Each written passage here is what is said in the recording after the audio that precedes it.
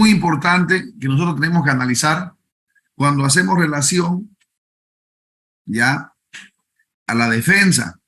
Yo particularmente soy del criterio y dentro de las estrategias que en los casos cuando le vienen y lo buscan a uno para asesorar y son marido, mujer o son tres personas las involucradas en el hecho delictivo, uno puede ejercer de forma coordinada la defensa, pero siempre de forma individualizada. ¿Por qué motivo? Son tres los factores principales. El primero, uno se coloca en un estado de desigualdad cuando un solo abogado asume la defensa de dos personas simultáneamente en cualquier tipo de delito. Primero, porque los delitos son personalísimos. Entonces, la respuesta vendría vinculada a que podría ejercer una defensa el mismo abogado para los dos imputados, pero por cuerdas separadas. Vamos a suponer, si el uno hace un memorial diferente al otro, cosa que no es muy común, pero esa podría ser la solución, tomando en cuenta que, reitero, los delitos son personalísimos. Entonces, bajo esa forma de análisis, ustedes podrían plantear que tienen que coordinar con otro abogado para que pueda llevar adelante, primero, hasta el hecho que parece sencillo, pero que es gravitante al final, de realizar las notificaciones. Porque si usted es el abogado de los dos imputados y hay alguna actividad investigativa, con la notificación que le hagan a usted, ya están notificados los dos imputados. Entonces, ese es el motivo por el cual uno de los motivos pilares vinculados al artículo 163 del procedimiento penal, que yo veo y considero pertinente, se pueda utilizar para individualizar defensas, partiendo desde la notificación de cualquier acto procesal fiscal o de cualquier acto procesal judicial. El otro punto muy importante, durante el desarrollo de las audiencias, siempre se le cede la palabra al abogado defensor. Entonces, le van a ceder solamente una vez la palabra, ¿ya? Y obviamente el criterio de asumir una defensa, cuando es en conjunto, estaría siendo generalizado como defensor. Y desde mi perspectiva, en mi entendimiento, yo creo que el que asume ese tipo de defensa no va a poder identificar e individualizar los momentos que estarían vinculados a la participación o no en el hecho delictivo que se está investigando. Un ejemplo muy claro que se puede suscitar, digamos, así algo muy común en una pelea de mercados, digamos, ¿no? En una pelea de mercados hay dos bandos y resulta que hay dos lesionados. Y le voy a hacer un ejemplo muy genérico para que más o menos lo puedan avisorar. Y los imputados son 7, digamos, pero los 7 imputados tienen 2 abogados, ¿ya? 5 para 1. En este sentido, si ustedes se van materializando la idea, a momento de asumir defensa, cuando se lo hace de manera genérica, uno está consintiendo, convalidando y dejando precluir varias situaciones a momento de establecer defensa. Porque si hubo una pelea así entre dos bandos y se quiere establecer responsabilidad penal en cuanto a las lesiones o una posible muerte, la única forma de tratar de generar certeza en la comisión del hecho delictivo, desde mi punto de vista, es que ese hecho ilícito haya sido filmado y se haya podido identificar uno por uno de los imputados. Pero si no hay esa filmación o no hay esa fotografía, ¿ya? Fíjense ustedes, y ahí es donde tienen que generar su ámbito, abrir su paraguas para poder establecer diferentes tipos de escenarios para establecer una defensa. Entonces, todos tenemos diferentes percepciones. Cuando nosotros pasamos clases, yo, por ejemplo, le digo, lea tal artículo. Todos, cuando leemos o volvemos a releer, generamos diferentes tipos de interpretación. Raro es el que inmediatamente lo hace igual. Esas diferencias a momento de establecer una carga argumentativa durante el desarrollo de una audiencia, ya sea cautelar o de apelación, genera una gran diferencia a momento de la resolución del tribunal o del juez que conoce la causa. Reitero, por la forma en cómo se debe hacer el planteamiento de la defensa individualizada. Porque a mí no me parece correcto que como nosotros imputados le exijamos al Ministerio Público, por ejemplo, el cumplimiento del artículo 302 vinculado al numeral 4 en cuanto a la individualización de varios imputados. Pero si esa exigencia no tiene una similar aplicación cuando uno asume la defensa de varios imputados, fíjense usted bien, porque si ustedes van a asumir defensa genéricamente, también desde mi perspectiva no están desarrollando un buen trabajo. En ese mismo ámbito de aplicación, Pero ustedes me dirán, claro, pero la Constitución habla de la presunción de inocencia, del principio de favorabilidad, principio de proacción y debido proceso. Entonces yo ahí les respondo, tiene la razón. Y como muchas veces me dicen a mí, sin embargo, pese a que tiene razón, se debe hacer una ponderación de derecho. Y aquí yo se los digo porque si ustedes recuerdan, en la sentencia constitucional de la reelección, que yo muchas veces la utilizo de ejemplo, aún no, yo creo que la mayoría de los que estamos presentes en este curso podemos decir un 90% de que esa sentencia constitucional era ilegal, digamos, ¿no? Entonces iba contra la propia Constitución y le estaba diciendo cómo se tenía que interpretar la Constitución, digamos, y que inclusive daba a entender que se tenía que modificar la Constitución, ¿ya? Entonces, todo el mundo sabía que eso era ilegal, o sabe, o tenía ese conocimiento. Sin embargo, en función a eso, el joven agarró y se volvió a calificar, digamos, y cumplió con los requisitos para poder ser candidato nuevamente. En ese entendido, yo quiero que ustedes me entiendan que la percepción, cuando uno lo realiza con una carga argumentativa de fundamentación coherente, pertinente, adecuada, oportuna y eficaz, sí o sí van a generar certeza cuando ustedes asuman la defensa. Esto quiere decir que van a tener la fundamentación necesaria para llegar al objetivo que ustedes vayan a trazarse individualmente hablando. Es muy importante hacer prevalecer, yendo al artículo 96 ahora, con este preámbulo, que dice, prestarán sus declaraciones por separado, dice. Se evitará que se comuniquen entre sí antes de la recepción de todas ellas. Si ustedes se fijan, esos dos aspectos que lo establece el artículo 96, ¿qué efecto tendría? Miren ustedes la sapiencia de la norma procesal o la finalidad de la misma. ¿Qué tiene pues que ver que los dos hablen si el abogado va a ser el mismo? ¿Tendría alguna trascendencia la aplicación de este artículo?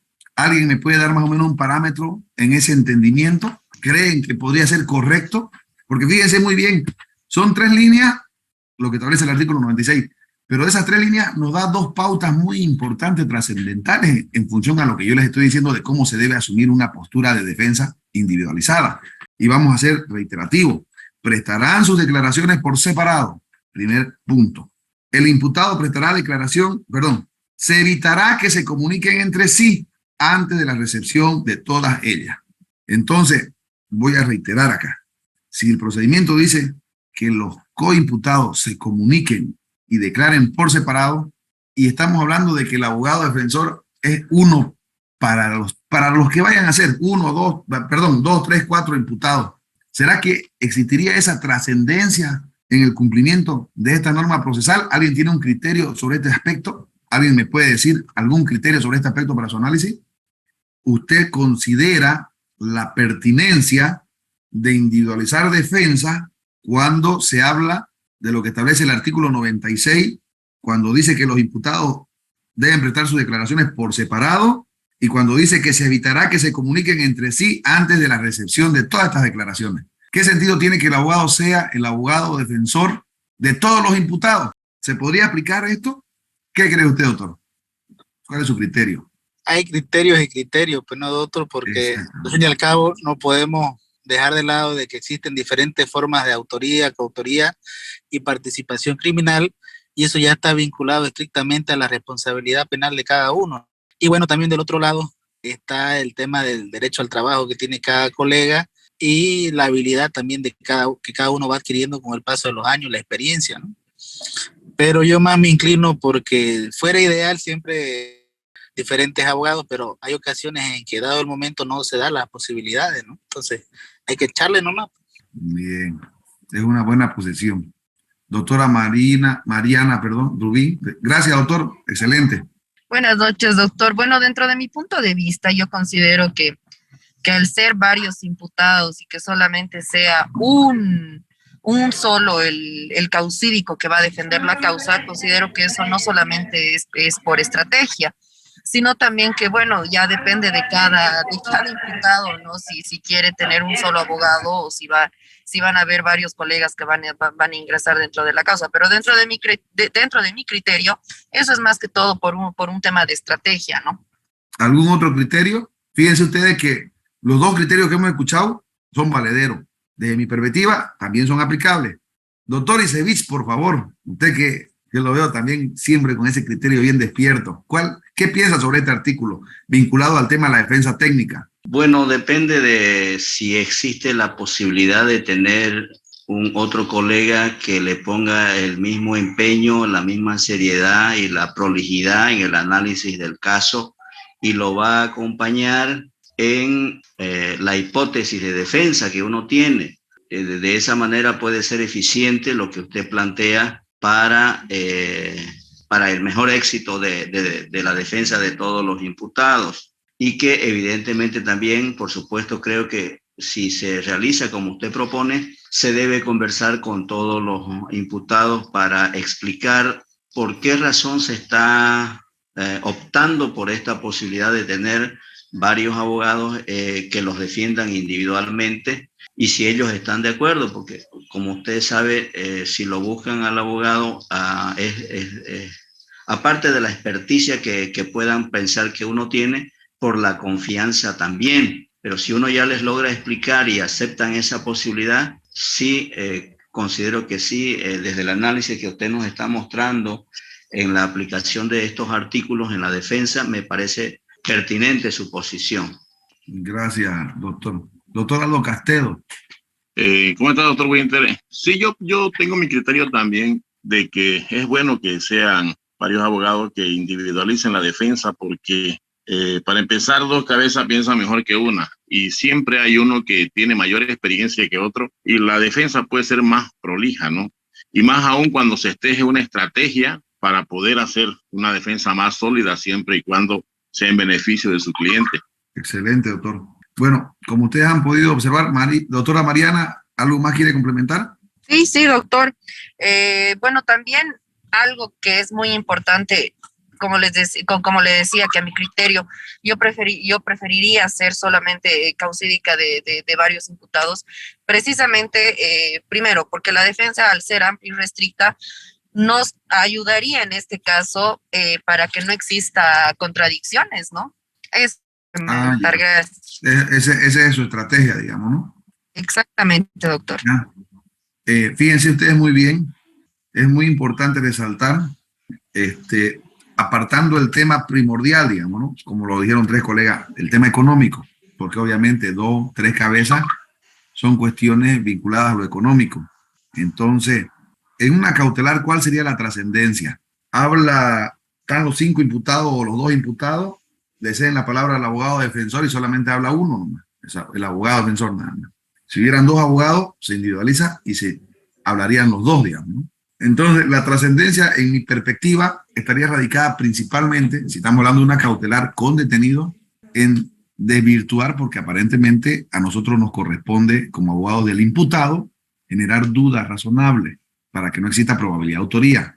Entonces, yo puedo fundamentar que al momento del hecho, yo me encontraba, o mi cliente se encontraba como antecedente en un determinado lugar, y la otra persona puede hacer lo mismo. Cuando se asume generalmente una postura grupal, no existe esa forma de narrativa individualizada y en algún momento se lo hace de forma genérica. Entonces, cuando está vinculado a riesgos procesales, la complicación es mayúscula, digamos, porque en tema de fuga, si no hay la documentación que desvirtúe los riesgos procesales, pese a que el 231 bis en su punto 5 dice que la carga de la prueba corresponde a la fiscalía, eso olvídense, eso no pasa. En la realidad no pasa, uno tiene que irse con todos sus documentos a la cautelar, ¿ya? Imagínense cómo usted va a hacer para poder explicar la no concurrencia del numeral 7, por ejemplo, que es el peligro efectivo para la sociedad, para la víctima, para el denunciante. Eso por un lado. Situación similar ocurre para el tema de la obstaculización vinculado al numeral 1. Entonces, bajo mi perspectiva, y siempre haciendo un análisis más que todo de lo que la jurisprudencia ha dado como lineamiento, yo creo que es pertinente utilizar muy adecuadamente la fundamentación que hace el Tribunal Constitucional cuando habla de la individualización que tiene que hacer el Ministerio Público para el momento de establecer responsabilidad.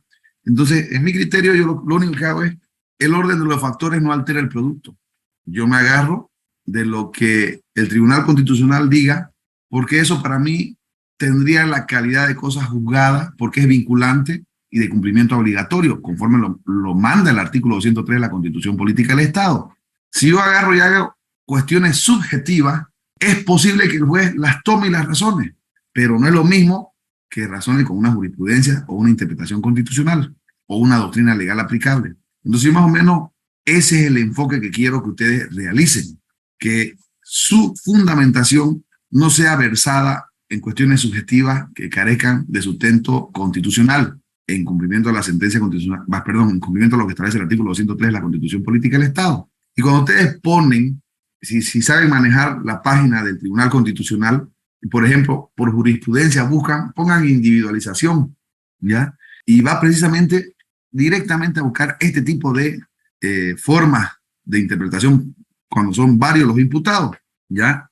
Entonces, con ese preámbulo es muy importante dejar claro que esta situación puede generar diferentes métodos de estrategia para asumir defensa. Eso solamente sería vinculado a este artículo 96. Ahora fíjense muy bien, ¿cómo se incumpliría? Aquí viene lo que muchos nosotros buscamos, la inobservancia a esta norma procesal. Vamos a hacer un ejemplo.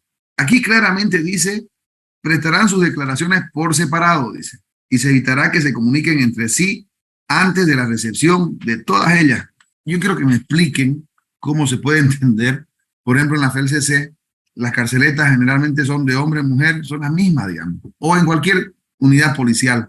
No hay carceletas individualizadas para que entre uno y no se puedan hablar. Las carceletas es una sola y si hay 10 arrestados, todos juntos entran a la misma carceleta y están en calidad de arrestado o en calidad de aprendido antes del desarrollo de su declaración informativa. Entonces, si ustedes logran materializar con fotografía, logran materializar con cualquier otro documento o una filmación, digamos, que la pueden exhibir durante el desarrollo de la audiencia cautelar, que los imputados se encontraban juntos, ¿será que este elemento les podría servir a ustedes para pedir la nulidad del acto de la declaración informativa policial? ¿Qué creen ustedes? ¿Cómo consideran que debería actuar el juez? Precisamente basándonos en lo que la norma procesal que hemos analizado o que estamos analizando establece. ¿Alguien nos podría dar así algún tipo de parámetro de interpretación en función a esto? Porque fíjense, vamos a ser reiterativos haciendo el análisis del artículo 96. Existiendo varios imputados, prestarán sus declaraciones por separado. Se evitará que se comuniquen entre sí antes de la recepción de todas ellas. Y sin embargo, lo que yo estoy aquí trayendo a colación para que todos se den cuenta es algo que en la realidad pasa. Si aquí dice que se evite que se comuniquen entre sí antes de la recepción y nosotros sabemos que están en la misma carceleta, ¿será una causal de nulidad esta situación? ¿Ustedes qué opinan? ¿Será un hecho ilícito? ¿Será un hecho ilegal, arbitrario, sujeto a responsabilidad? ¿Quién sería el responsable? Fíjense ustedes cómo se abre el abanico de interpretación que se puede realizar. Entonces, este ejercicio mental yo se los traslado para que nosotros siempre tengamos esa posibilidad de realizar un pequeño análisis, siempre con nuestra Biblia, ¿no? Con el procedimiento en mano. Es lo que yo le digo, no pueden irse a una audiencia de declaración o a una audiencia cautelar sin procedimiento. Y antesito, lo que yo les recomiendo, que a mí siempre me sirve, yo veo muchos colegas que antes de la audiencia están tranquilos y obviamente viene la audiencia y ya sé por qué estaban tranquilos, no sabían, digamos, pero estaban tranquilos, no eran con ellos. Como el famoso meme del pelado que sale ahí. Mi primer juicio lo sentenciaron a 30 años, pero yo salí bien en la foto. Es algo gracioso, ¿no? Pero esa es la clase de defensa que podríamos nosotros dar. Entonces yo lo que quiero es generar un paraguas, digámoslo así, de análisis para que ustedes puedan, aunque parezca extraño, hacer una interpretación de forma reiterada y permanente, siempre, porque la mente es frágil. Uno puede saber las cosas de memoria. Sin embargo, en la interpretación no es su aplicación de la misma manera, porque todos los casos son diferentes. La interpretación para su aplicación debe nacer precisamente del contexto de cada proceso. No se puede contextualizar de la misma forma todos los casos aplicando la misma metodología de los análisis y los artículos que estamos realizando. Ustedes se van a dar cuenta, no es lo mismo una declaración, y esto es sencillísimo, de un imputado, y obvio, pues no vamos a aplicar el artículo 96 por sentido común, porque está hablando de varios imputados, o sea, no encaja, no se puede aplicar.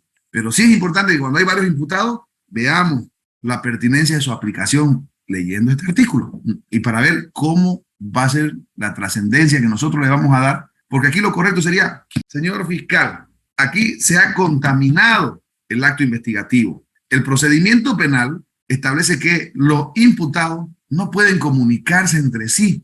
Pero fíjese usted que en este momento procesal, a momento de hacer la defensa verbal, digamos, durante el desarrollo de la declaración, usted no podría hacer esa fundamentación si usted es abogado de los dos imputados. O sea, no tendría, digámoslo así, la ética o la investidura como sujeto activo para realizarlo. ¿Por qué? Porque usted está asumiendo defensa para los dos. Imagínate, a usted le conviene que los dos sepan el mismo cuento para desviar la investigación. Eso pensando mal. ¿Por qué motivo? Porque no pasemos por alto nunca. La declaración del imputado siempre es un mecanismo de defensa. Y les hago este antecedente porque cuando el imputado declara y no se desvirtúa lo que dice el imputado y hay una audiencia de imputación formal con otros elementos, se puede hacer la nulidad de la imputación formal porque no se cumple con lo que establece el 302, numeral 4, falta de individualización. Entonces, por eso es importante desmenuzar en su alcance máximo cómo se puede aplicar si es que nosotros vamos a ser abogados defensores de forma conjunta o de forma individualizada. Eso, digamos, para su análisis, queridos colegas. Una consulta, en la práctica, usted con su experiencia, ¿alguna vez le dieron al lugar cuando usted solicitó o cuando usted reclamó de esta situación? Claro, informe el investigador asignado al caso. El investigador agarra, hace su informecito. Obviamente uno tiene que estar ahí encima del investigador y ya sabemos cómo trabajan generalmente, digamos, ¿no? Entonces, él cumple con lo que él quiere informar, pero tiene que informar. Y él pues informa, ¿no? En el lugar donde se encontraban detenidos o arrestados o aprehendidos, ellos estaban antes de su declaración y después de la misma hasta el señalamiento de la audiencia cautelar, juntos. Pero ojo, yo esto lo hice, fíjense muy bien, ahorita estamos hablando del tema del imputado como defensor, esto yo lo hice como abogado de la víctima, porque yo no me puedo quedar con la mano cruzada como abogado de la víctima. Entonces los dos declararon en un hecho de robo agravado y echa la ley, echa la trampa. Y obviamente el policía en ese informe puso que sí, él pudo percibir que se comunicaron. Entonces, como había contradicción en ambas declaraciones, yo ese informe, en cumplimiento a este artículo, lo utilicé como un riesgo procesal, no lo utilicé como un método de probabilidad de autoría. Y fíjense lo que dice el riesgo procesal, atento, porque estamos hablando de una audiencia preliminar que está vinculada a una audiencia cautelar. Alguien que me lea el artículo 234, numeral, no sé si es el 3 o el 4, creo que es el numeral 4. ¿Alguien lo puede leer, por favor? Artículo 234, peligro de fuga. Numeral 4. Para decidir acerca de su concurrencia se realizará una evaluación integral de las circunstancias existentes teniendo en cuenta lo siguiente. Numeral 4. El comportamiento del imputado durante el proceso o en otro anterior en la medida que indique su voluntad de no someterse al mismo. Fíjense muy bien cómo es de importante la pregunta que hizo la doctora. Yo utilicé esta situación para generar un riesgo de fuga y no le estoy vulnerando, ojo, el derecho a la defensa, porque utilicé su declaración no para violentar la probabilidad de autoría, sino para demostrar su comportamiento de sometimiento a la averiguación de la verdad y no vulneré el derecho a la presunción de inocencia. Y utilicé su declaración para demostrar que ambos estaban coludiéndose para generar un riesgo que era de fuga vinculado a este numeral. A ver, alguien si lo interpreta de la misma manera o de otra forma diferente. Y el juez me dio la razón, hizo que concurra el numeral 4. ¿Por qué? Porque aquí viene la intervención principal, cómo el abogado del imputado podría evitar la concurrencia de este hecho. Porque no se olviden que el 231 bis.5 dice la carga de la prueba para probabilidad de autoría y para riesgo procesal le corresponde a quien acusa. En ese caso yo era víctima. ¿Cómo lo tendría que yo mismo desvirtuar si alguien me plantea eso como abogado de la otra parte? Porque facilito, pues yo víctima le pido al fiscal, el fiscal casi siempre al ratito le da todo a la víctima. Es casi nunca imposible que diga no al lugar, no es pertinente. La pertinencia de un acto investigativo siempre está vinculado generalmente en su análisis para su aplicación cuando es el abogado defensor del imputado y no de la víctima. A la víctima se le da todo, porque en casos, por ejemplo, de violencia contra la mujer, principio de informalidad, no importa cómo se obtengan los elementos de convicción, no importa. El tema es que tiene que presentarse prueba. Entonces, si ustedes se fijan, esta situación Yo la utilicé sin contrariar la presunción de inocencia, porque fue obtenida incluso con requerimiento fiscal.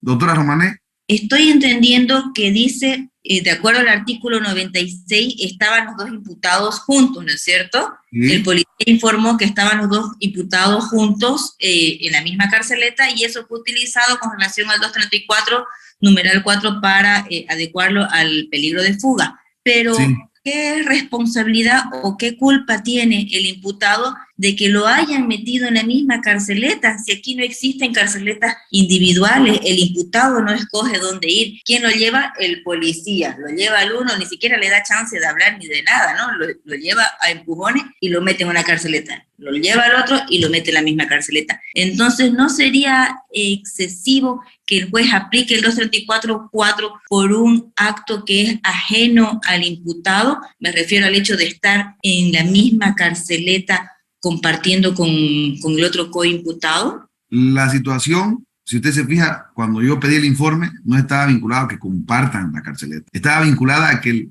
policía pudo observar que ellos estaban conversando. Porque pueden compartir la carceleta, pero el uno en una esquina y el otro en la otra esquina, o dándose la espalda y nunca conversaron. Aquí el hecho no es ese. El hecho es la conversación, la comunicación. Eso es lo que generó el peligro de fuga vinculado al comportamiento del imputado. Fíjese usted, por eso el escenario es de cómo nosotros lo vayamos a apreciar. Ahora bien, interesante el pronunciamiento. Si el abogado de la defensa en ese momento haya manifestado por lo menos lo que usted acaba de observar como una parte de su fundamento, yo creo que a lo mejor bajo un contexto de equilibrio le podría decir, no concurre este riesgo pese a que el informe, porque según yo, como no está haciendo mención de ninguna cita procesal, no está haciendo mención de ninguna jurisprudencia constitucional, él puede generar, bajo el principio de iuria nubia curia, dando los hechos, yo le daré el derecho, él puede generar una línea y decir, no concurre este riesgo procesal, pese a que hay este documento que la parte civil dice que es un elemento probatorio, pero para el juez no, y no lo da por válido. Pero fíjese, ese es el ejercicio que nosotros estamos tratando de introducir para que ustedes lo realicen. Lo último que pueden hacer en una audiencia es quedarse callados. Entonces, si al momento de contestar yo era víctima y no me contestaron nada, ¿qué va a hacer el juez? ¿Ahí va a actuar de oficio? No. O alguien puede tener otro criterio. Si yo se lo pedí. Perdón, el informe decía que en qué consistía la conversación. Solamente que conversaron nada más. Entonces, si no lo observan, el juez dice se tiene por válido, es un elemento probatorio. Entonces, ahí es el desarrollo del ejercicio que yo quiero que ustedes realicen. ¿Sí? Doctor Ledesma, doctora Ledesma. Analizando el artículo 96, en la parte final, indica, pues, ¿no?, de que se evitará que se comuniquen entre sí, es decir, que esa responsabilidad también recae sobre, es decir, los funcionarios policiales, porque, o las autoridades, en este caso el Ministerio Público, quienes son los encargados, como este señor o señora estuviera en calidad de aprehendido, entonces prácticamente tiene restricción de su derecho a la libertad y los imputados o denunciados no saben de derecho, pues señor doctor Winter, porque bueno, ellos no saben que no deben comunicarse, no saben de derecho a ellos. Entonces la responsabilidad aquí recae sobre los funcionarios, ¿no? Funcionarios policiales, y se supone que aquí debe primar la presunción de inocencia y de aquella persona que no sabe de derecho, porque si fuera un abogado al aprendido, entonces ya el juez, yo creo que analizando más a fondo podría decir, usted sabía que no podía comunicarse, porque usted sabe de leyes, pero en este caso las personas que son ajenas al tema jurídico, mal podrían ellos decir, nosotros no sabíamos que no teníamos que comunicarnos, ¿no? Eso, doctor. Está excelente la posición, pero yo le digo una cosa, ahí la justicia no opera de oficio en ese sentido. Ahí, si no hay una intervención, en este caso el abogado de la víctima, como del abogado del imputado, fíjese, no existiría esta controversia. Entonces, no habría la petición de la concurrencia de un riesgo procesal. Entonces, no pasa nada, que es lo normal. Estamos discutiendo de algo que generalmente no pasa. Pero yo por eso les digo, cuando se hace el análisis a profundidad, fíjense ustedes cómo salen y cómo brotan los criterios de interpretación. Lo que usted dice como interpretación, doctora, es correcto. No le corresponde ni a la policía ni a la fiscalía, porque son funcionarios policiales. Quizás es un policía que es el carcelero, le dicen, ¿ya? Pero para hacer esa observación, tiene que estar pues el abogado que conozca la ley, porque las partes no conocen, pues para eso son los abogados. Pero si nadie lo reclama o nadie lo denuncia, no se genera la controversia. Entonces, por eso es que yo les hago el ejercicio para que ustedes puedan ver los escenarios que se pueden contraponer en un acto. Y bien lo decía la doctora, o sea, fue una experiencia mía. A mí me funcionó bienísimo. ¿Por qué? Porque la otra parte no observó. Pero desde mi perspectiva, como ustedes están bien despiertos, ustedes mismos se dan cuenta que se puede observar. Entonces, es ahí donde entra lo intrépido que uno puede ser cuando maneja a cabalidad o entiende el desarrollo de lo que el procedimiento establece en cada uno de estos artículos que estamos analizando. ¿Por qué motivo? Porque estamos hablando de audiencias preliminares con aprendido dentro de las 24 horas. Entonces, sí trasciende, porque de esta audiencia depende si la persona se va a defender o no en libertad. En el tema de la oportunidad y autoridad competente, este artículo, por ejemplo, es muy pisoteado, es como si no existiera, y ahorita lo vamos a analizar por qué. Yo les voy a dar los tips. O sea, es un saludo a la bandera en muchas partes. Quiero que lo vayamos a hacer, ver, y lo vamos a ir vamos a ir analizando por parágrafo. Fíjense ustedes bien, el artículo 97. Son 5 parágrafos, y lo vamos a ir desmenuzando por parágrafo para no confundirnos y para hacer una explicación lo más sucinta posible. ¿Ya? Alguien que me lo lea, por favor, el primer parágrafo solamente del artículo 97. Artículo 97, oportunidad y autoridad competente. Durante la etapa preparatoria, el imputado presentará declaración ante el fiscal, previa citación formal. Fíjense ustedes muy bien. ¿Por qué le digo yo que es a veces un saludo a la bandera? Si hay esto como procedimiento que establece una reglamentación que se debe cumplir, ¿por qué en otros casos se aplica directamente el artículo 226? Porque para mí el artículo 226 del procedimiento penal, vinculada a la resolución fiscal de aprehensión, ¿ya?, priva del derecho a la defensa a un imputado porque no permite que tenga conocimiento, fíjense muy bien, del proceso, y vulnera precisamente esta partecita, estas 3 últimas palabras de este parágrafo, que dice previa citación formal.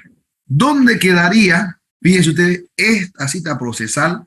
¿En qué calidad? Si en un delito, por decir, de asesinato, vamos a ponerlo bien complejo el caso, en un caso de una violación, donde todo el mundo quiere que el tipo se vaya preso, incluso con procedimiento abreviado, sin derecho a indulto, digamos. ¿Y esta cita legal en qué queda? Aquí me dice clarito, previa citación formal. Y ahorita vamos a ir desarrollando por eso completo el artículo, para hacer una valoración integral. Y fíjense ustedes que ya les estoy dando las pautas o una llave para poder abrir una puerta incidental. Porque parte de la fundamentación o carga argumentativa que vayamos a realizar ante una ilegal aprehensión o privación de libertad tiene que estar vinculada al quebrantamiento de la norma procesal, como lo dice el artículo 169, numeral 3. Y este procedimiento, dice. Y aquí en este procedimiento yo le estoy demostrando que la norma dice que su oportunidad es previa citación formal. ¿Dónde queda entonces? ¿Por qué se aplica el 226? ¿Ya? Esto es una cuestión de carga argumentativa que está vinculada a generar o a interpretar cómo se podría enmarcar una actividad procesal defectuosa. Ahora bien, en mi percepción como abogado de la víctima, interpretando de lo más favorable a la víctima, yo podría decir, sí, es un defecto, pero no es absoluto, es relativo y se puede sanear y se puede subsanar. ¿Se subsana en qué momento? En el momento en que él declara, porque cuando declara va a tener conocimiento de todo lo que estaría vinculado a los anteriores artículos que hemos hablado. Conocimiento sobre las advertencias preliminares, sobre los métodos prohibitivos para su declaración y todo el desarrollo de la declaración, que es la exhibición inclusive de los medios materiales. Entonces, yo aplicaría el artículo 168 y diría, es un acto que se corrige. Pero ahí está la famosa diosa Temis y el equilibrio de la balanza para que ustedes puedan hacer su análisis, su interpretación. Y se lo estoy vinculando al procedimiento para que ustedes hagan ese ejercicio mental. Vamos al segundo parágrafo. Vamos a ir un poquito más rápido porque quiero avanzar. Es que uno se apasiona y a veces lo hacemos largo. Yo generalmente comete ese error de hacerlo más largo, más bien. Vámonos al segundo parágrafo. Doctora Sherazada, por favor. El segundo parágrafo. El funcionario policial podrá participar en el acto previa citación formal, pudiendo interrogar al imputado bajo la dirección del fiscal. Miren ustedes cómo va calzando la identificación de una carga argumentativa vinculado a un incidente de nulidad. Nuevamente, la trascendencia de este segundo parágrafo está vinculado al anterior. Por segunda vez, este artículo está diciendo: el funcionario policial podrá participar en el acto previa citación formal. Otra vez está hablando de la citación formal previa. ¿Qué significa eso? ¿Qué mandato nos está dando el procedimiento para que se cumpla el debido proceso? Lo dice reiteradamente: el funcionario podrá participar previa citación. ¿A quién se lo cita formalmente? ¿A la víctima o al imputado? ¿O es previa citación al investigador asignado al caso? A ver, ¿quién me puede dar esa respuesta? Dice: el funcionario policial podrá participar en el acto previa citación formal. Esta cita legal, ¿a quién hace referencia? ¿Al imputado, a la víctima, al policía? ¿A quién deben citar previamente? Al investigador, doctor, al investigador, ¿no? Leámoslo bien, leámoslo bien. A mi criterio, doctor, al imputado, pues siempre se trata del imputado. Pues no Ya tenemos, excelente, tenemos una interpretación al imputado, tenemos un 1-0. Alguien dice, escuché que alguien dijo también al investigador, tenemos un 1-1, otro criterio. Al imputado, doctor. Ya tenemos un 2-1 al imputado, otro criterio. Yo, doctor, creo que es al funcionario. Doctora Romané, le damos la palabra a la doctora Romané, por favor. Yo no levanté, doctor, la mano. Ah, no, perdón. ¿Quién fue el que levantó? Es que lo tengo acá. Al imputado.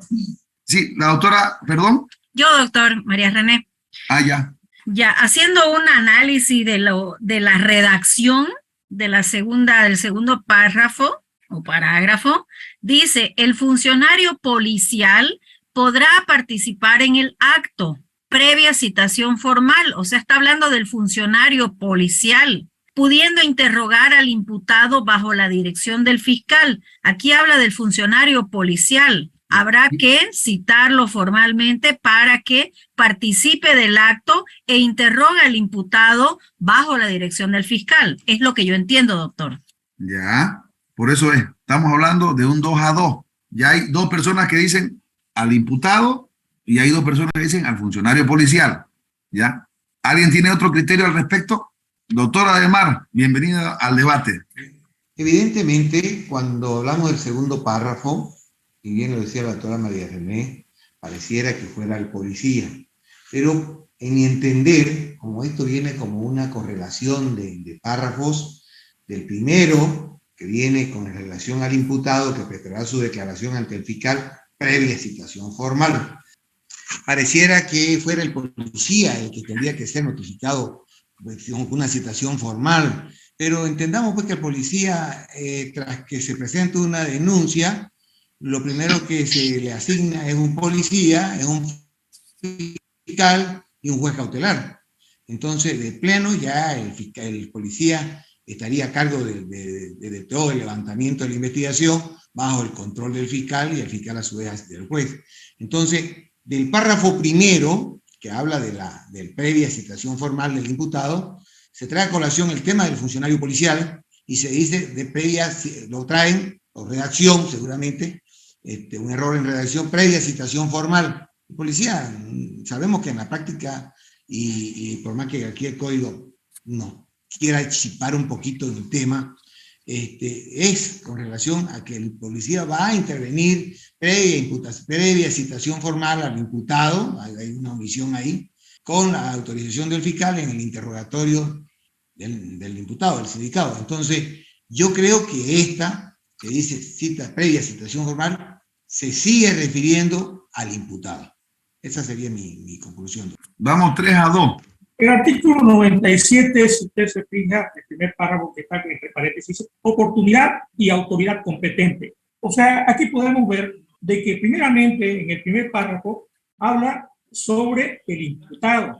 En el segundo párrafo le da la autoridad, dice, al funcionario policial, podrá participar en el acto previa citación, obviamente que es al funcionario policial, doctor.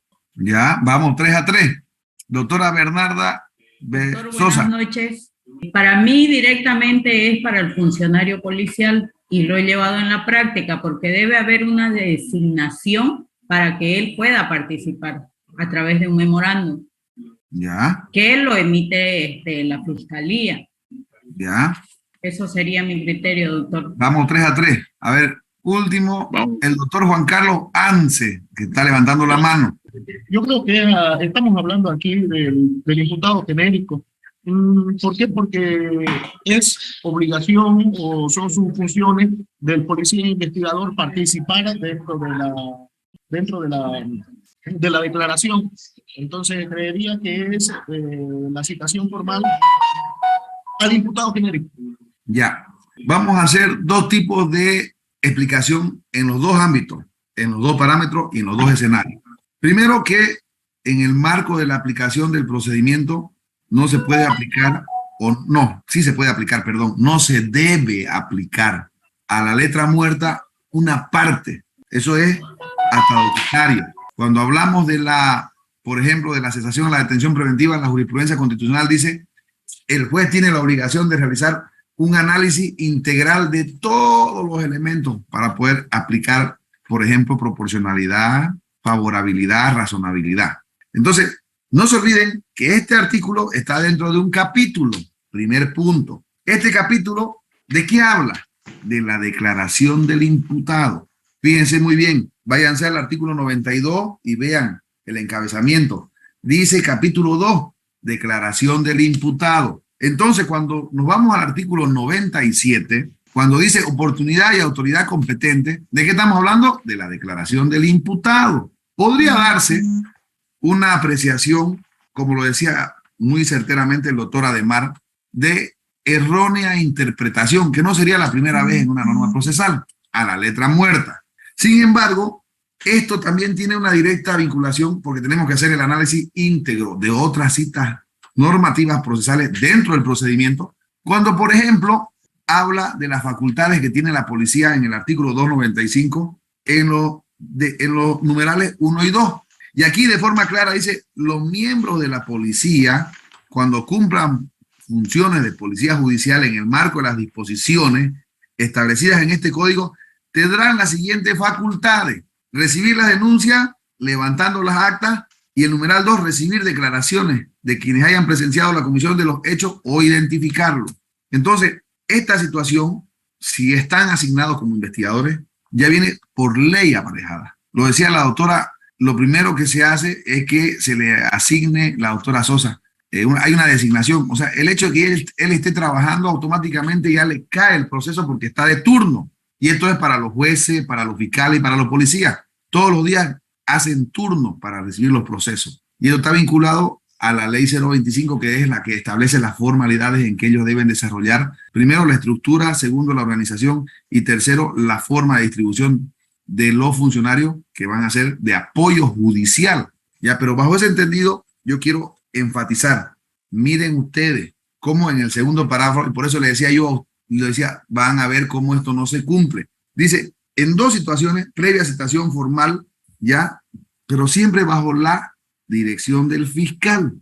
Entonces, nuevamente, nos vamos al tema del 226. ¿Por qué? Si la norma está identificando que se tiene que interrogar previa citación formal, el artículo 226 cercena esta norma procesal y dice que lo aprenda sin citarlo, porque va vinculado el riesgo de fuga y obstaculización. Pero aquí la norma no dice previa citación formal, excepto que haya riesgos procesales. No lo dice. Esa sería una salvedad o una excepción, pero aquí no lo dice. Ahora, eso es lo que yo les puedo dar a entender a ustedes para hacer un ámbito de interpretación vinculado al procedimiento. Ahora bien, vamos a leer el tercer parágrafo para ir generando el nexo sistemático, en este caso, de interpretación. Por favor, alguien que lea el parágrafo tercero. La autoridad preventora informará al fiscal dentro de las 8 horas siguientes si el imputado ha sido detenido para que reciba su declaración en el plazo máximo de 12 horas por computarse desde el momento de la recepción del informe. El incumplimiento de estas obligaciones se sancionará como delito de incumplimiento de deberes. Fíjense ustedes bien, hagan el análisis. Hay unos 3 verbos rectores acá, completamente independientes, completamente diferentes, pero que están vinculados a un solo acto. La autoridad preventora se entiende que es la policía. informará al fiscal dentro de las 8 horas siguientes si el imputado ha sido detenido, para que reciba su declaración en el plazo máximo de 12 horas. A ver, otro ejercicio mental. ¿Cuál es el plazo que se debe computar? ¿8 horas? ¿12 horas? O como vulgarmente dicen en audiencias cautelares de la fiscalía, son 12 más 8, son 20. Ellos lo suman. 20 horas. ¿En qué momento se debe o hasta qué momento se debe recepcionar? Fíjense que le estoy diciendo 8 horas, 12 horas, 20 horas. Y fíjense muy importante, a computarse desde el momento de la recepción del informe. Vamos a suponer que el informe se lo pasaron a las 12 horas. ¿Vamos a computar nuevamente otras 12 horas? ¿O vamos a suponer que el informe se lo pasaron a las 8 horas para que se sumen las 20? No, hay que... A ver, ¿quién quiere la palabra? A ver.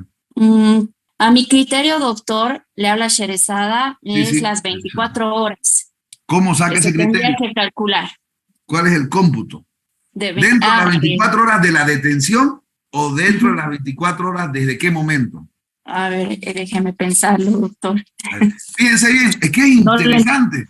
Yo les voy a dar la receta de lo que dice el Tribunal Constitucional, pero yo quiero que ustedes maticen porque yo voy a una audiencia, hago mi posicionamiento en función a este análisis, que lo reitero como fundamento, lo leo hasta 2 veces para tratar de darle un parámetro ilustrativo lo más claro posible y o no me entienden o no quieren aplicar el procedimiento. Entonces, por eso yo quiero que ustedes aprendan 8 horas, 12 horas, 20 horas o desde el momento en que se hace el traslado del informe policial a la fiscalía. ¿Quién puede darme una opinión? El tercer punto, doctor, el que acaba de decir, a ese yo me acojo. Entonces, ¿cuántas serían las horas que puede estar detenida la persona antes de declarar entonces? 24 horas. 24 horas, ¿ya? El doctor Richard Cuellar. Bien, de acuerdo al procedimiento, la calidad de arrestado obviamente es de 8 horas. Pasadas esas 8 horas, el arrestado tendría que estar puesto en libertad. Sin embargo, si estaba detenido por un mandamiento de aprehensión o aprehensión por la policía tiene 24 horas para poner en conocimiento del fiscal, del juez, para que esta autoridad pueda establecer la situación jurídica. Es decir, que sería dentro de las 24 horas. Ya. ¿Dónde comenzaría a computarse el plazo, doctor, para su declaración? ¿Desde qué momento? Necesariamente, doctor, como el primer acto del proceso establecido en el artículo 5 del procedimiento, el imputado o el denunciado tiene el derecho de de prestar su declaración. En ese entendido, tendría que haber prestado su declaración ya dentro de las 8 horas, ya que su situación jurídica o su libertad de locomoción ya ha sido restringida. Ya, es un entendimiento. Doctor Aldo Castedo y después la doctora Vizcarra, por favor.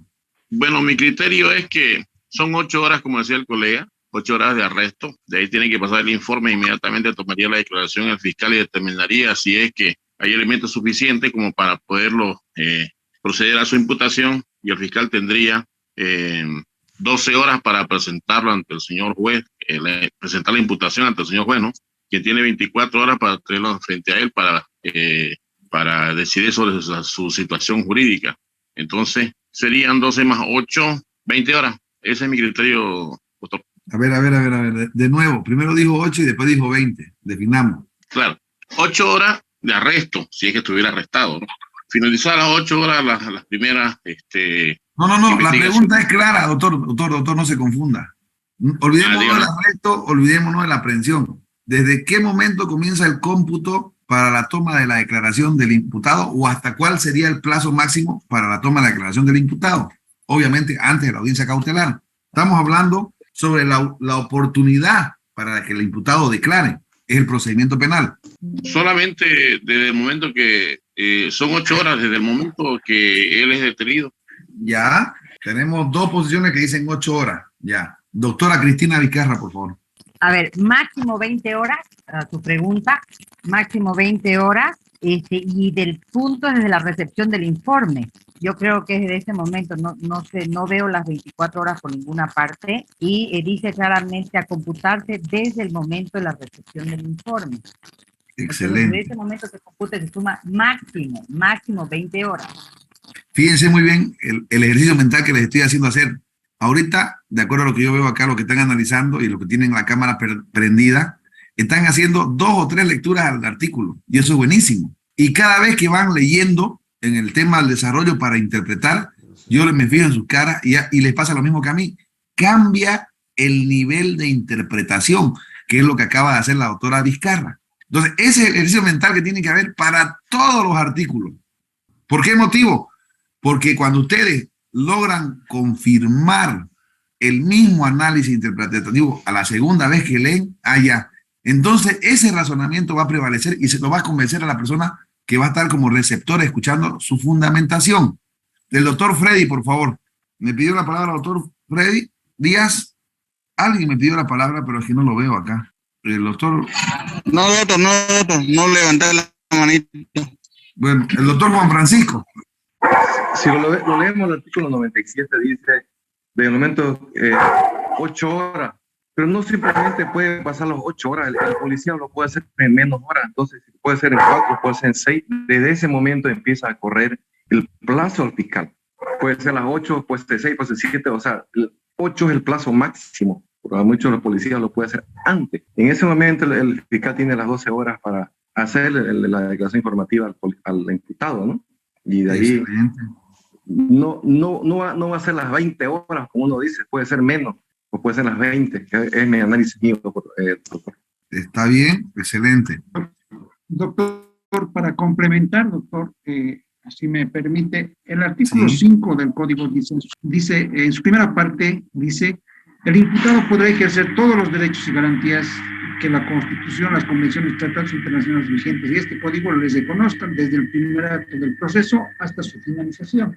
Eso quiere decir de que el imputado tiene el derecho a ejercer su defensa material desde el primer acto, desde el momento en el cual se le tiene que informar cuál es el motivo de su arresto, cuáles son los supuestos indicios para los cuales se le habría arrestado o privado de su libertad. Es en ese entendido que dentro de las 8 horas, doctor, y una vez que conforme al artículo 226 dice que dentro de las 24 horas tiene que poner en conocimiento de la autoridad jurisdiccional para que establezca su situación jurídica, ya tiene que acompañar dentro del legajo de documentos, obviamente la declaración expresada por el, o no, pero tiene que constar en acta de que si bien ha declarado o se habría abstenido, ¿no?, a declarar de acuerdo a su derecho. Ya. Bueno, ¿alguien más quiere aumentar ahí, acotar? Yo creo que son 20 horas, doctor. Son las 8 de la policía y son las 12 que tiene el fiscal. Y no se debe confundir con el plazo de 24 horas que tiene para ponerlo a disposición del juez, que es diferente a las 20 horas que tiene para declarar. Ya. La disposición legal en sí, aunque la hemos tornado controvertida en este momento, es clara, dice, informará la autoridad preventora, refiriéndose a la policía, informará al fiscal dentro de las 8 horas siguientes. ¿Ya? Entonces no significa, y yo coincido con el colega dos anteriores que refirieron, de que no significa que sean las 8 horas precisamente, sino que el marco tope es 8 horas para informar al fiscal, para que el fiscal, a partir de ese informe que le hagan llegar, que puede ser en la hora 2, 3, 4, 5, hasta las 6, de ese minuto de que le tengan el informe, le comienzan a correr las 12 horas para que el fiscal le reciba su declaración al imputado. Eso yo interpreto así de la norma, que creo que es expresa y clara en el sentido. De repente estamos poniendo 8 horas como que sea el límite, obviamente es el límite, pero no significa que te la tenga que la policía, cuando se predispone, sobre todo cuando son casos del gobierno, pues le reciben volando su declaración e inmediatamente se lo pasan al fiscal y el fiscal le toma su declaración en menos de lo que canta un gallo en 1 hora, 2 horas, ya está afuera, ya está listo, imputado. ¿Me entiende? Entonces, la fecha, lo referente ahí al término, creo que son términos topes, es decir, 8 horas, ¿no?, dentro de las 8 horas y dentro de las 12 horas para recibir su declaración. Fíjense ustedes, este ejercicio es muy importante porque yo le voy a decir lo que se debe aplicar en función a la jurisprudencia constitucional, qué es lo que pasa en la realidad, en los juzgados, y cómo genera diferentes tipos de interpretación. Uno lo lee y pareciera claro. O sea, aparentemente no necesitaría ni siquiera de explicación, pero lamentablemente no es así, como muchos parámetros o muchas cuestiones procesales diferentes, ¿ya? Pero aquí nuevamente hay que hacer una valoración integral después, ¿no? De lo que es el arresto, de lo que es la aprehensión y de los plazos. Alguien que nadie está observando es el tema de la recepción que hace el Ministerio Público para el cómputo del plazo. Nadie lo observó, por ejemplo, ¿ya? Es cierto y evidente que al momento de interpretar estamos hablando del cumplimiento de un plazo máximo. Cuando se habla del cumplimiento de un plazo máximo, bien lo decía el doctor Francisco, puede ser 1, 2 o 3 horas. No hay que esperar a que se cumpla el plazo máximo. Eso es una regla de interpretación clara, pero que la vamos a especificar acá para que se lo entienda, porque así lo ha identificado el Tribunal Constitucional. Entonces, para que no haya duda. Ahora, aquí viene lo controvertido de la interpretación. Cuando se habla de arresto, fíjense muy bien y no se confundan, en el arresto no se vincula en ningún momento el tema de la declaración informativa policial. ¿Por qué motivo? Porque el arresto tiene su particularidad, de acuerdo al artículo 225. Esa particularidad no está vinculada a que él vaya y preste su declaración informativa policial.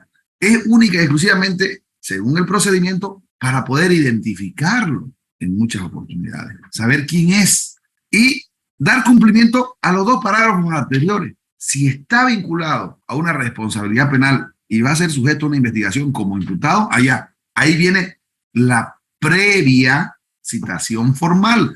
Por eso es que muchas veces ustedes van a ver, y de aquí es la norma o la cita legal que se desprende, de que una persona arrestada va y se presenta espontáneamente, digámoslo así, que no estaba sujeto ni siquiera a investigación, se enteró del proceso, no lo citaron previamente, y agarran y le señalan una fecha de declaración informativa, precisamente en cumplimiento a esta cita procesal. Y le dicen, venga a tal fecha, ya lo está citando, le está resguardando su derecho, y a partir de ese momento ya aparentemente tiene acceso al cuaderno de investigación. Pero hay algo muy importante, en este caso, estamos hablando de cuestiones de carácter preliminar. Entonces tenemos que dar el entendimiento de que estamos hablando de una persona aprehendida. La figura cambia en su interpretación. La figura cambia en su interpretación porque aquí, si está aprendido, bueno, no sabemos en qué calidad está, pero está detenido, porque muchas veces de arrestado lo pasan aprendido y nosotros no nos enteramos. Recién cuando está la cautelar dice imputación con aprendido, pero nunca nos notificaron con el acta de aprehensión, con requerimiento fiscal de acuerdo al 226, que esa es la realidad. Entonces está detenido, esa es la realidad. Ese es el término legal válido, detenido, pero no sabemos en cuál de sus 2 calidades, de arrestado o aprendido. Entonces aquí viene el cómputo. ¿Desde cuándo? ¿Para qué? Para poder identificar lo que nadie observó y nadie mencionó. Esta norma establece que el incumplimiento de estos plazos acarrea el delito de responsabilidad penal de incumplimiento de deberes. Pero nadie dijo eso. Entonces, fíjense ustedes cómo 4 líneas nos confundieron, ¿ya? Por eso es la importancia del cómputo. Si usted no reclama, si es abogado del imputado, usted consiente, usted convalida, usted deja precluir, usted es cómplice de esa ilegalidad. Al momento de establecer la identificación en el cómputo del inicio del plazo, primero vamos a adivinar que es un arresto. Porque en esas 8 horas no se toma la declaración informativa policial, ojo, al arrestado. Y yo no conozco ningún aprendido que se le haya tomado declaración generalmente dentro de las 8 horas, aprendido. Porque si entendemos acá y hablamos de un delito flagrante, por ejemplo, que no fue en aplicación del 226, fue un delito flagrante, ahí la figura cambia, porque no corre ni computa el plazo de las 8 horas. Ya está aprendido ya. No se confundan en eso, por favor. Las 8 horas solamente están vinculadas para el cumplimiento del plazo del tiempo que puede estar privada una persona como arrestado en cumplimiento del artículo 225 del procedimiento penal. No entra la declaración informativa policial. En un hipotético caso, por la magnitud o la gravedad, lo podrían convertir como testigo, ya, porque fue el que vio o supo o conoció algo. Pero el testigo no es imputado. Y ahorita estamos hablando de la declaración informativa policial del imputado. Entonces, el cómputo tiene que estar vinculado a que esas 8 horas, por último, es para que le pase a conocimiento. No hay, vamos a suponer que no hay detenido y van a sacar el artículo 226. Es para que tenga conocimiento el fiscal del cómputo del inicio del plazo para la toma de la declaración de la persona que va a ser identificada como imputado. Porque si le sacan el 226, van a ir y se lo van a alzar, ya lo identifican. Y viene a generar ese cómputo de plazo. Entonces, lo que la jurisprudencia interpreta es que el cómputo se debe realizar para que reciba su declaración después de estas 8 horas en que remitió el informe, de 12 horas. ¿Ya? Ahora bien, aquí viene la confusión. Generalmente, para darle una ayudita a la fiscalía y a la policía, porque todo es muy apretado, el juez agarra y dice, se suman las 8 más las 12, son 20 horas. Hace eso, digamos, ¿no? Y uno tiene que plantear una acción de libertad. Entonces, las 12 horas se computan desde el momento inicial de la detención. No es 8 más 12. Y ustedes pueden identificarlo en la misma norma si le buscan ese ladito, digamos. Búsquenle, no se vayan por otro lado, búsquenle, léanlo 3, léanlo 4 veces. Pero el cómputo es de 12 horas para establecer, porque dice a computarse desde el momento de la recepción del informe. El policía, por eso es muy importante, son 24 horas que la policía y la fiscalía tienen para actuar sin control jurisdiccional, para que puedan hacer su diligencia. Entonces, el policía le pasa un informe de un aprehendido y digamos que con el informe del aprehendido viene la acción directa. Entonces, a partir de la revisión de ese informe, lo que ustedes tienen que aprender es a identificar dónde está el cargo de recibido en que el informe policial le hace llegar al fiscal el momento de conocimiento entre la institución. Porque la persona viene aprehendida o viene detenida por una aprehensión policial, que ya tiene identificada una hora. Pero tenemos que identificar la hora en que oficialmente ese policía le comunica al fiscal. Eso dice esta norma. Si se lo comunica, que es algo muy común, fuera a las 12 horas, inclusive más allá de las 8, ya hay un incumplimiento de deberes. Ojo, este incumplimiento de deberes no es que va a anular todo y no pasó nada vinculado al hecho que están investigando. Solo es para generar responsabilidad, no impunidad. Pero ¿cómo nosotros logramos que esa responsabilidad nos pueda ayudar? Y ahí viene la persuasión. Primero, porque si hablamos de un acto nulo, estamos identificando una vulneración al debido proceso ya corroborada con una resolución judicial. Entonces nosotros ahí tenemos la obligación de aplicar la teoría del árbol envenenado. Con esta ilegalidad le estamos pidiendo la detención preventiva. Entonces, de esa forma nosotros podemos conseguir una duda razonable en el juzgador para que pueda emitir una resolución favorable. Ahora bien, el incumplimiento de estas obligaciones se sancionará como delito de incumplimiento de deberes. Estas obligaciones a las que hace referencia son 3. La primera, cuando el policía tiene la obligación de informar al fiscal. La segunda, que tiene que ser en el plazo de 8 horas del momento de la intervención que él realiza, independientemente o no de la aprehensión o el arresto cuando se lo remiten a él. Y el tercero, que el fiscal y el policía, porque generalmente tienen que trabajar de manera coordinada, reciban esa declaración dentro de las 12 horas. Yo, por ejemplo, una experiencia muy bonita que tuve al incidentar, aunque me la rechazaron, en este mismo sentido, formulé un incidente. Al tipo lo detienen a las 12. Fíjense muy bien el tema de horas. Al tipo lo detienen a las 12. El informe policial se lo pasan a las 10 de la noche. Ya está fuera a las 8 horas. La declaración se la realizan, fíjense ustedes muy bien, a las 10:30 del día siguiente. Fíjense muy bien. Está fuera de las 12 horas que establece. 12 horas y media pasó. Y la imputación la presentan a las 11:30. Cuando termina la declaración informativa, ¿por qué? Porque la fiscalía tiene que presentarla en 24 horas. Y si lo detuvieron a las 12, la presentaron la imputación dentro de las 24 horas a las 11:30. Pero cuando termina la declaración informativa, yo hago que se conte la hora que estaba terminando el acto. Y la declaración informativa estaba terminando a la 1 de la tarde. 3 horas duró esa declaración, porque lo hice declarar. ¿Cómo puede ser posible que mientras yo estaba declarando, el Ministerio Público esté presentando la imputación formal si no me he terminado de escuchar? ¿Se entiende? O sea, a todas luces hubo incumplimiento de los 3 plazos procesales. Del conocimiento del policía al fiscal dentro de las 8 horas.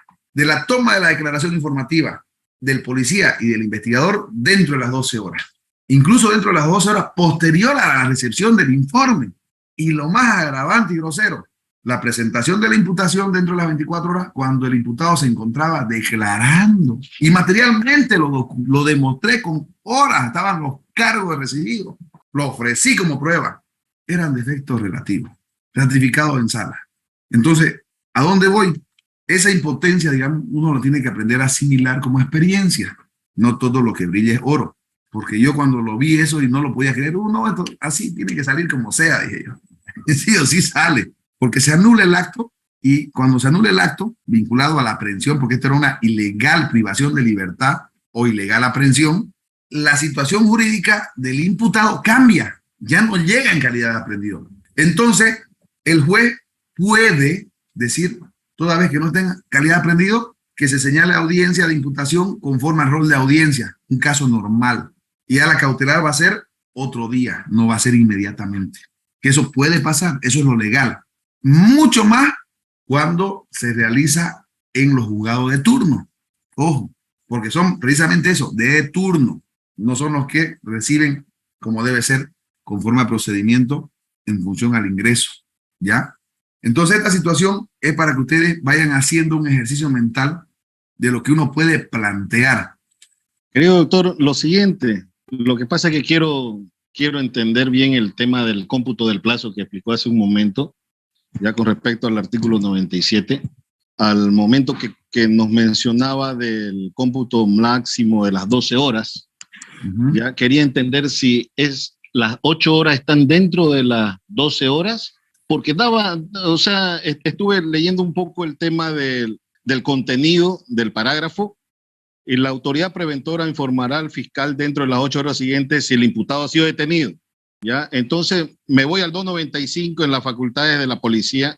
Dice el numeral 5 es aprehender a los presuntos autores y partícipes del delito. Y el 296 sobre la aprehensión, que habla sobre la aprehensión que ejecuta la policía, en el numeral 8 dice consignar en un registro inalterable el lugar, día y hora de la detención. Entonces, este numeral 8, por ejemplo, del momento de la aprehensión que efectúa la policía, es que hablamos de ese informe que dice, a partir de la recepción del informe que recibe la fiscalía, Así a partir de ahí. Sí, pero hay dos cosas que se dan, pero que yo, a través de la jurisprudencia, lo he constatado que no debe ser.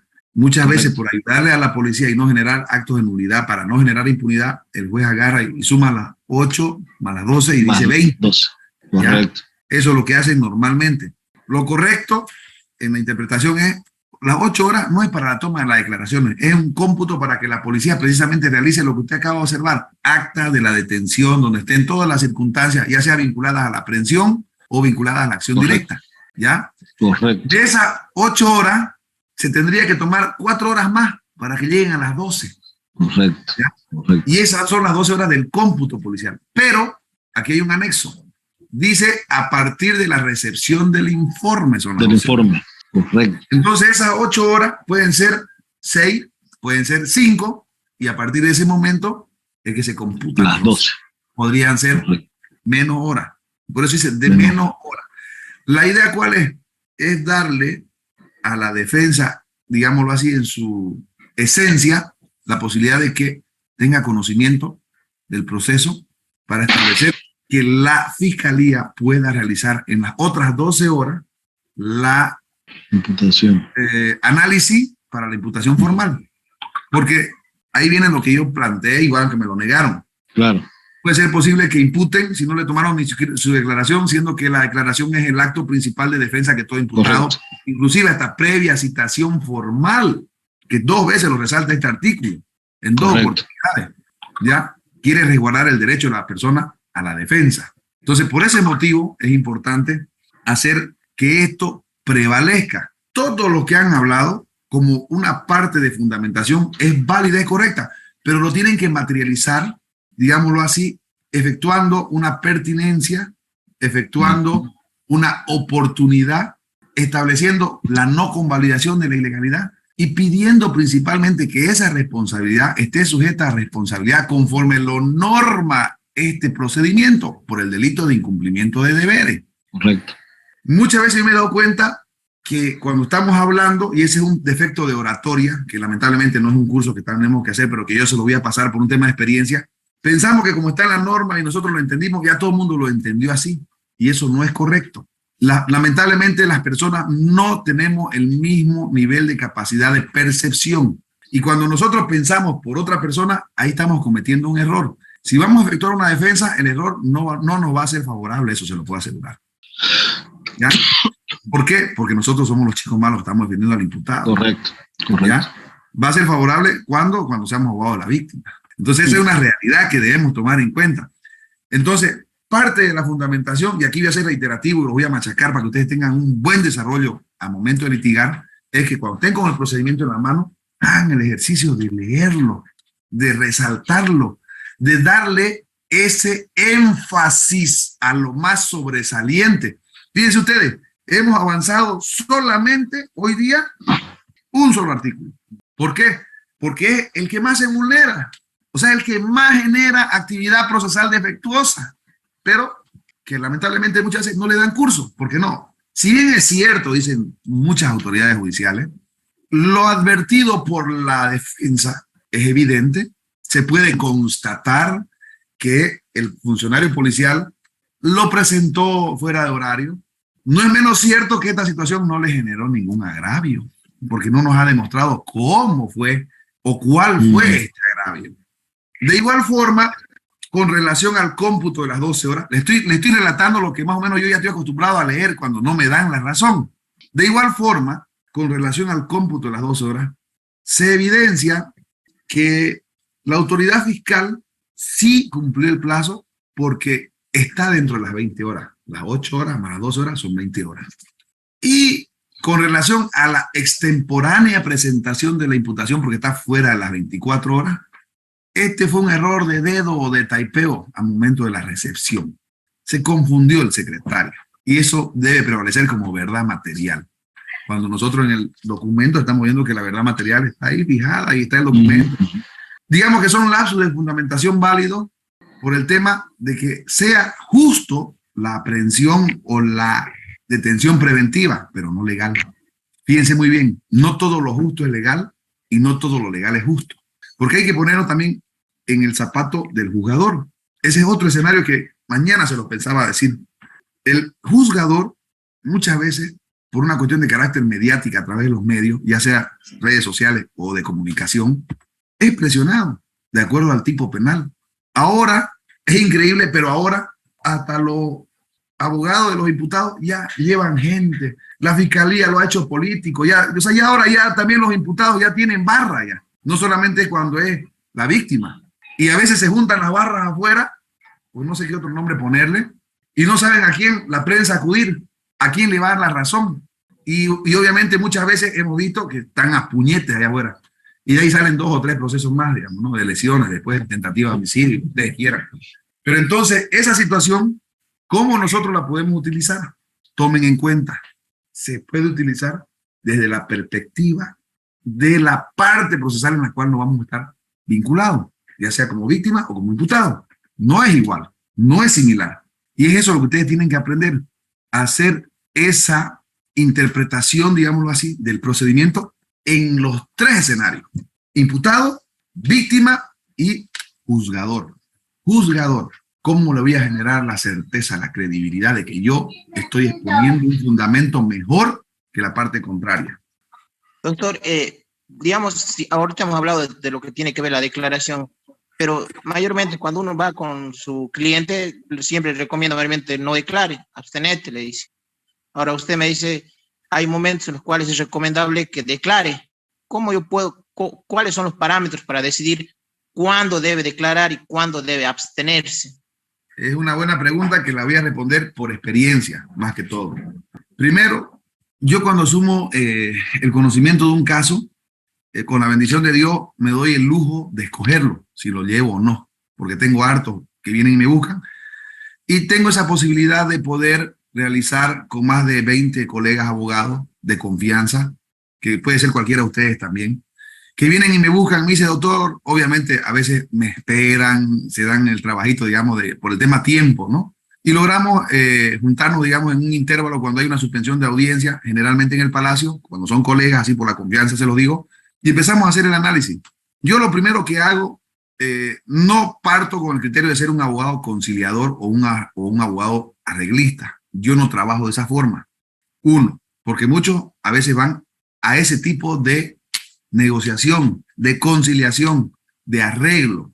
Yo no parto por esa forma. Uno. Dos, cuando hablamos de delitos bien complejos, asesinato, violaciones, abuso sexual, yo hago un análisis y si el imputado no me convence, o la persona que va a ser investigada y que es testigo o que sabe que le van a iniciar un proceso porque lo están acusando directamente pero no lo iniciaron, si él no me convence de su inocencia cuando yo converso con él, yo no me puedo convencer, no sé qué me pasa, pero yo no tengo ese chip para generar ese convencimiento que se llama lenguaje corporal y ser así enfático al momento de ponerle al juez.